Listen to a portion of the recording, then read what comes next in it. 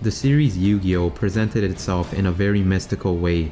The series was not just a regular card game. Tying the series to an ancient Egyptian civilization with mythical artifacts enshrouded in mystery gave Yu-Gi-Oh a magical feel to it. The shadow games themselves were a cool twist at the start, and the way Yugi used them to exact justice in ironic ways was appealing, especially for younger audiences. As the series transitioned to dual monsters, we were introduced to an addictive game of strategy, magic, and luck or faith. Instead of a basic card game, Yu-Gi-Oh made things more epic than that. It allowed you to bring monsters to life in these magical duels, and sometimes even literal gods to aid you. All the series of Yu-Gi-Oh have this occult aspect to them. This enshrouded the card games in a mystical aura which captivated fans, giving it a larger-than-life feel. A regular card game wouldn't be as interesting if you didn't have these magical aspects tied to it. Most of the time, these duels had more meaning than just a game. These duels showcased the art of playing your cards right, defeating all those who came before you, whether friend or foe. These duels were not always just for fun, but oftentimes it was a battle to save the world. The duels in Yu-Gi-Oh were a battle of ideologies, a stage to showcase character, whether valor, courage, justice, friendship, compassion, to even crippling shortcomings. It was a game that revealed much about the two contestants. Although real-life duels have more to do with strategy and playing your cards right, the duels in Yu-Gi-Oh were all a part of an overarching story. Each character represented something unique to themselves, to their own ideals and characteristics. Yugi represented friendship, Atem represented justice, Kaiba represented pride, and so on. To add on to that, each character had cards that correspond with their traits as well. Yami and Yugi had cards representing valor, knowledge, the occult, from warriors, mages, divine gods, and so on. Many of Yami's cards were even followers of him in the past, like Dark Magician. Kaiba had powerhouse beasts showing off his proud and powerful nature, from legendary dragons to even a violent, menacing god. Through these character traits, it felt that you could better understand them. You could better relate to the characters, even if they possessed traits that you didn't coincide with. It helped you better recognize the character's struggles, victories, and maybe even relate it to your life if you were dealing with something similar. If a series or certain characters captivate you enough to relate to your own experiences, from there it can inspire you for the better. If you relate to Yugi being a weak boy, seeing him gain strength and character, even through a magical alter ego would give you power. It will instill you with courage and inspiration. Same with seeing Kaiba overcome his pride and his past to eventually thrive with it. The fact that you are able to understand them and even relate to them brings you through a ride along with the character, inspiring you to grow alongside them if you were enamored enough by them. Of course, this is around in all sorts of fiction. It is what brings fiction to life through the effect it has on you. Takahashi undoubtedly wanted to do that with his series, especially through his main characters like Yugi. In Yu-Gi-Oh, a common theme Takahashi wanted to portray was the hidden inner strength we all have. We all have this inner being, this inner strength that we can call upon when we need it the most. There is a strength inside us all. No matter how weak or small you are, you too can become someone better. You too can rise to become a hero just like Yugi. This theme was shown well through Yugi's shadow, but it is also prevalent throughout all the other Yu-Gi-Oh spin-off series. It was a common theme that Takahashi wanted to replicate throughout Yu-Gi-Oh, and being a shonen series, this is often the case since it is directed at a younger audience. For Takahashi, this transformation, this growth was done through games, through duels. In our own lives, it is no different. We can harness this inner strength, our greatest potential, through our own duels. It is not something that we can gain through a flip of a switch, but it is something we must cultivate through our trials, something we must gradually draw out as with each duel we get stronger, wiser, and better. Games in themselves are also a catalyst for growth, and that was the case for Yu-Gi-Oh! I am sure that is what Takahashi wanted to convey as well, being a lifelong fan of games. A certain man also had the same thoughts regarding games, as said below. Games are not boring. Games purify our souls and leave room for new development that challenges the mind. They are products of human wisdom. The man who said that was none other than Seto Kaiba. Kaiba does bring up good points, as when used right, games do exactly as Kaiba mentioned. Games are far from boring. and the fact that they have been around for more than a millennium is proof of that. In a world filled with more stimuli ever than before, games are perhaps the most popular pastime in this current world. Games really can purify the soul when used right. When the world all around you is in turmoil, when all is burning up in a ball of flame in your life, games can be the window for you to catch your breath. It can be the break you need to recuperate. Many lessons about the self and life in general can be learned from games. Lessons that you never would have learned in real life. And that is further reason why it purifies the soul. And the same can be said for fiction. They both serve as inspiration for some, healing for others, and a source of joy for many around the world. Games undoubtedly challenge the mind. It is perhaps the most enjoyable and most available form of problem solving that forces you to adapt and change to succeed. A millennia of work has gone into crafting games, creating something to keep our minds occupied and entertained, and so Kaiba's words have truth to them when games are used healthily in moderation, like all things. It is pretty funny how I and many others grew up in a time when games were considered to be a distraction. It was thought that nothing good can come from it, but nowadays, people make a living off playing them, more so than ever in our history as a species. Games were around at the time of ancient Egypt as well, and so maybe that was one of the reasons why Takahashi chose to have Yu-Gi-Oh centered around it, as it could have been one of the earliest documented civilizations that played games. I am sure Takahashi would be proud to see how far games have come, being a lifelong fan, and he is to thank for the growth and evolution of card games in our current time. Although games and inner strength are incredibly valuable to the series, I believe the next theme may be even more important. It is the theme that stood the test of time for all the Yu-Gi-Oh series, perhaps its greatest and most prevalent theme, with that being friendship. Now before you sigh out of disappointment, I know this is at times overused, but it is a building block for the series. The names of Yugi and Junoichi are both derived from the word friendship in Japanese. Both characters are big proponents of friendship and do well to represent it. Friendship is a central theme in all the Yu-Gi-Oh series, and in essence, that is what the game is about. Yu-Gi-Oh requires human connection, as you cannot duel on your own. In the anime manga, duels may be a matter of life and death with a lot of darker aspects to it, but for us in real life, that is far from the case. You will need friends in order to duel, and through dueling, friendships are made. This is one of the themes that directly translates over into the real life game. In the first chapter, Yugi made a wish to his Millennium Puzzle to gain friends, and that is exactly what happened. In a way, through Yu-Gi-Oh, that is what we all gained as well. We may never come to know each other or ever come to meet each other, but we all share similar experiences and memories when it comes to the series, and that is enough to start friendships. It was for me, especially when I was a kid, and I'm sure it was the same for many of you. All of this leads to the personal experiences and impact the series had on us. It's crazy how such a niche card game could bring together so many people, how a card game could make so many cherished childhood moments, how cards could unite so many people, start so many conversations, help you make new friends, and give you lasting memories. That was the impact it had on me, and I am forever grateful for it. What I found amazing was how many wishes Takahashi got ever since his death. There was an outcry of heartfelt mementos, as if we all lived the same childhood or had the same experiences. Who would have thought that a mangaka, someone who wrote stories, would touch these many hearts? I am sure he never would have imagined that he would get this much of an outpour, and I think he would be deeply touched to see everyone care this much about him and his work. After reading a bunch of comments online, it seemed that the biggest impact Yu-Gi-Oh had on others is that it helped them meet new people, create new friendships, learn important lessons, keep them entertained through the various mediums of Yu-Gi-Oh, and finally, develop fond memories from childhood to adulthood. I wouldn't say I am the biggest fan of the series, but for whatever reason, Takahashi's death hit me harder than I would have thought. It opened the floodgates to old memories I had from the series. Memories that we all shared. It reminded me of all the fun times we had watching and playing Yu-Gi-Oh, all the friends we made through it, all the conversations it started, how it played a big part in so many childhoods, how it inspired us to grow and be better, how it became the most iconic card game, something that every fan had a part in.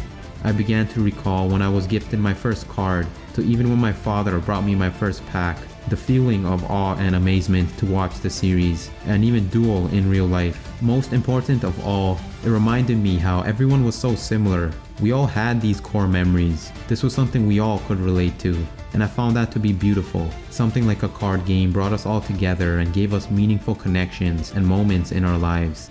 I don't think the newer generation of people who don't know of Yu-Gi-Oh understand what it was like at that time to watch an anime and then play the exact same game they are playing with the same cards in real life. It was very magical to be able to collect your favorite cards, craft your own deck, and eventually take on someone who did the same, who went through the same emotions and experiences. The various ways to enjoy Yu-Gi-Oh helped cement the series in many lives, and this was something very few series were able to do. Looking back, what I enjoyed the most about the series has changed over time. At the time I first found the series, I had a different perspective. When I was younger, what I enjoyed the most was perhaps winning for once, or more so, it was probably collecting the same cards as my favorite characters, and getting to play them just as they did. That or just seeing all the cool monsters and their effect, as well as all the cool characters. But looking back now, it was all the great memories made through it. When I was younger, almost all the kids my age knew what Yu-Gi-Oh was, and so this was something we all bonded together on. The series brought us all together. It strengthened friendships, as many mutual hobbies do, and I feel it was that social connection that is what made Yu-Gi-Oh so great and successful. The words of Takahashi echo deeply when discussing this topic. He'd go on to say that if you made a friend through the shared interest in Yu-Gi-Oh, then he is a happy man. That is what brought him the most joy through his manga, to bring others together, especially through his love of games and such characters that were so dear to him, characters that were all a part of him in one way or another. All in all, it was very heartwarming to hear everyone's experiences with Yu-Gi-Oh, what got them into it, what impact it had on them, what it taught them, and the experiences it gave them. Somehow, I connected with everyone who shared their thoughts, despite all of us being vastly different. I would like to do something similar with this video. Share your thoughts with the franchise in the comments. I would love to hear your thoughts and experiences, and I'm sure everyone else would as well. Let's talk about a few other concepts in the series that we can relate to in our lives before we end things off. Concepts that resonate with the king of games, helping you reach that level. Starting with the heart of the cards. What is the heart of the cards? The heart of the cards would be the mystical ability to draw the exact cards when needed the most. Drawing the card you need when the stakes are at their highest. You can look at this in two ways. One, in having absolute confidence in your strategy or deck, knowing that whatever you draw will bring you victory. Or the more mystical aspect of focusing all your energy on drawing the exact card you need, coming across the one outcome you want, which is what I believe the heart of the cards truly is. In essence, the heart of the cards is the unwavering faith that things will turn out how you wanted them to. It is the incredible luck that makes its way to you when you need it the most. In other words, it is the strength of faith to the highest degree. It is assuming that what you desire has been manifested, and it in turn shows up in your life. But why am I bringing this up? Well, the heart of the cards can be used in your life too. The heart of the cards is synonymous with the sheer trust and belief in how things will go your way. One obvious benefit of this unconditional faith is that even when all is going to hell, even when you are at rock bottom, with the heart of the cards, it will lessen the burden and make things more bearable. Having faith in yourself or something else will always be better than not having any, as it will set the stage for a strong foundation for your very being. You may say that doesn't sound very mystical, and you're right, because that is just a small part of it. There's more to this than just unwavering faith to motivate and encourage you. There's a magical part of it that draws unfavorable outcomes to you when you need them the most. I am sure there is ancient knowledge regarding all of this, and so I will try to include that along with some modern examples. In ancient Egypt, as well as many other cultures, there was a belief that everything has a soul, even objects such as cards, and through a deep connection, that object becomes an extension of yourself. The object's soul and your soul begin to correspond with each other. Because that object is an extension of yourself, an attachment of you, it gives you the ability to manipulate the probability of what will happen with it. Your soul is connected through an unbreakable bond with the object. Your hearts are tied, and because of that, it is a part of you. Another way you can think of it is that everything has certain vibrations, certain energies, and having a deep connection allows you and the object to vibrate at the same frequency, to carry the same energy as you. An example from Yu-Gi-Oh was with Yugi facing Kaiba early in the manga. Kaiba stole Yugi's grandpa's card, the Blue Eyes White Dragon, but he wasn't able to control it because the card carried someone else's heart, soul, vibration. Furthermore, this is not exclusive to objects, as it is similar to experiences, people, and so on. There are many ways of seeing this, and I'm sure each culture around the world has its interpretations. Some modern terms of the heart of the cards, and what I'm trying to refer to, is the law of attraction, or manifesting as people may call it. To simplify the aforementioned concepts, we learn that the mind is like a magnet, and you attract whatever it is that you think of. The mind is like a radio, and whatever frequency you choose to operate on, that is what your mind will magically pull towards you. If you constantly think about the good, it will eventually happen. And if you constantly think about the bad things, they will find their way to you. That said, just thinking about what you want alone will not bring these outcomes to you. Some works I would personally recommend on these subjects are those by Joe Dispenza and Neville Goddard, with Dispenza emphasizing a lot of science in his materials, and Goddard using many old sources like the Bible. Through the aforementioned authors, they mention that honing into your thoughts alone will not get you the outcome you desire. The key is to bring in elevated emotions to replicate the feeling as if they have already happened. And that is where the faith that I mentioned earlier comes in. If you have the right thoughts and you can hone in on them, control them to focus on what you want and block out the intrusive ones. If you can attach positive feelings towards them, ones of purity, gratitude, and joy. If your faith is so powerful that you can imagine it to have already happened, if you can imagine the emotions and visualize the experiences that arise from them, then whatever you want can be yours. That is what the heart of the cards represents, and it can be used in your life undoubtedly. Yu-Gi-Oh definitely portrayed the use of this, and we see it further in the quote below. If you worship something enough, random chance suddenly becomes the will of all powerful supernatural forces.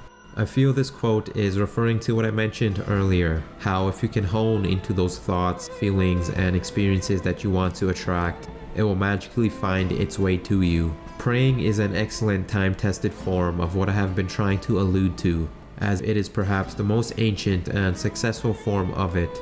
In prayers, you ask God, the universe, and so on for blessings, and the blessings find their way to you. Through praying, it is important to state what you want, assign elevated emotions to it, and believe that you have received what you have asked for. Throughout this all, you must have faith and you must visualize the desired outcome as if it has already happened. That is how you activate this ancient power, and our kind has been doing it for longer than we can even fathom. Ancient texts also attest to what I have mentioned above. For example, the Kabbalion, which is a little harder to comprehend, but it does talk about the ancient Hermetic teachings of ancient Egypt. I would like to think that these teachings would have been around during the time of Atem if Yu-Gi-Oh was real. And so if you're interested in ancient teachings of wisdom, I would check it out as it is a good place to start. You may think all of this is nonsense, but there is a reason these teachings have stood the test of time, from ancient times to now. But don't just take my word for it. If you're interested, do some research to better understand it, as this was just meant to be a mere introduction.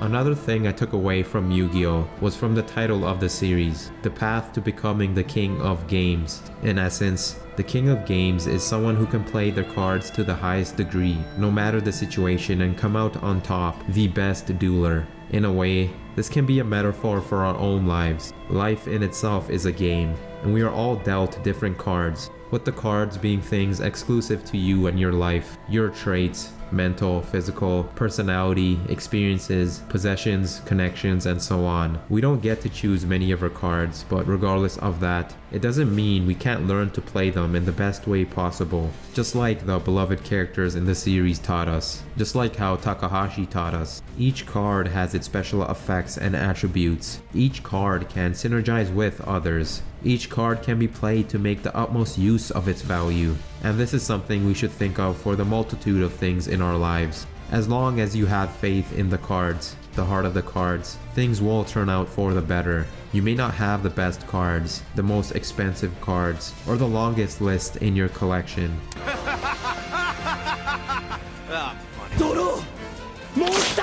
But even so, you can learn to love all your cards, all the unique attributes of your life. You can learn to have gratitude and cherish all that you have, and through that itself, you will become a better player, a player who enjoys the game of life. A player who will eventually become more skilled with the hearts of all that you cherish by your side, as well as the gratitude of all that you have. Even if you don't have the best cards, it doesn't mean you cannot cherish them with all your heart, just like all the characters in the series taught us with their cards. Let's go back to the quote mentioned earlier by Yugi's grandpa to get a better idea of what I'm talking about. If you really treasure something, it grows a heart of its own, just like this card. You would never trade anything for that card. So take care of each and every card in this trunk, Kaiba. Then you'll find the true strength of the games. Cherish the multitude of things in your life as if they were your prized possessions, as if they had their own hearts, because at the end of the day, they truly are unique to you and are undoubtedly connected to you. They are an extension of your soul. They are the part of your deck called life. Instead of constantly chasing the cards you don't have or hating your current ones, give some appreciation and gratitude for what you currently have and make the most out of it.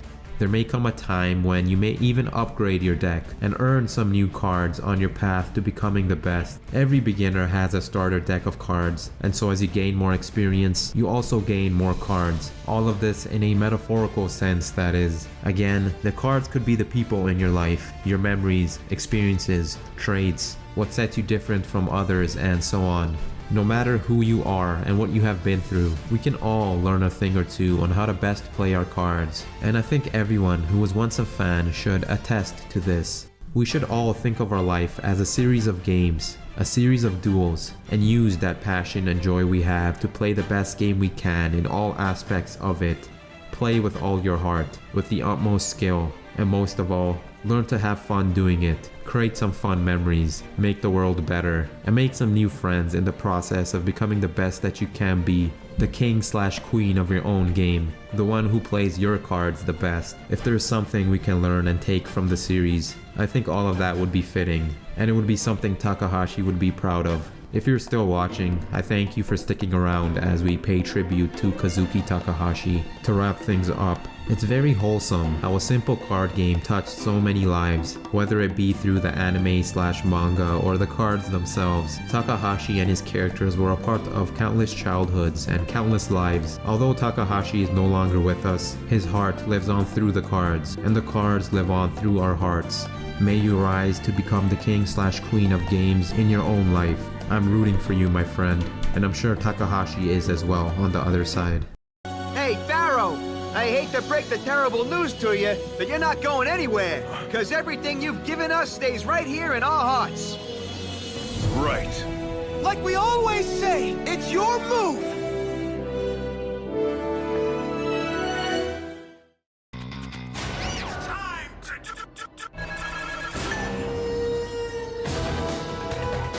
No matter the hand you were dealt at the start, play your cards with all your heart. Play your cards with all your might. Utilize them well if you're smart. Let victory be your guiding light. Care for your cards like a body part. Play the best you can to make things right. For to play your cards well itself is an art. Your cards are everything that you are a part. So cherish your deck until you depart. You may think fate has been cruel, but know that your trials are the true jewels. They are a necessary part of your renewal. They are cultivated through your daily duels. You may think life has been hard, but its lessons are the valuable shards. With faith and hope held in high regard, keep true to the heart of the cards. If greatness is your aim, let faith and hope be your soul's flame. Let justice and honor be what you proclaim. Integrate the darkness, unshackle your soul's chain. Win your daily duels, rise up in fame. Do this and the world is yours to claim. With all your heart, make everyone know your name. Become the king/queen of your own game.